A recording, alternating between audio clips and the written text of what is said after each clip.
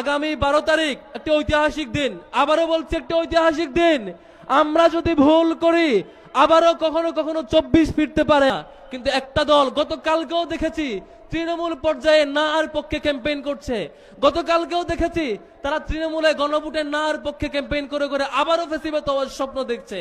আমরা কি জুলাইয়ের 1000 শহীদ হওয়ার পরে সেটার প্রতিশোধ ইনশাআল্লাহ হ্যাঁ ভোটের মধ্য দিয়ে দিব তো ইনশাআল্লাহ?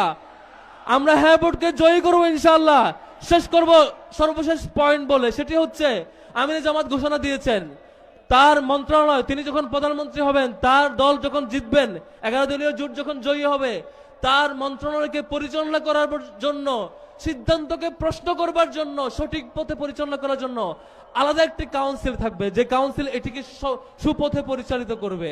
এবং এর মধ্য দিয়ে একটা দল তার মতো করে যে ফেসিবাদ হয়ে ওঠে, একচ্ছত্র সিদ্ধান্ত নেয়, ভুল সিদ্ধান্ত নেয়, সেই সুযোগ ইনশাআল্লাহ থাকবে না। সম্মানিত বন্ধুগণ, আগামী 12 তারিখ একটি ঐতিহাসিক দিন, আবারও বলছি একটি ঐতিহাসিক দিন। আমরা যদি ভুল করি আবারও কখনো কখনো 24 ফিরতে পারে, আবারও মানুষকে মারা যাইতে হইতে পারে। এই 26 সালের নির্বাচনে আমরা ইনশাআল্লাহ ভুল করব না। কেমন?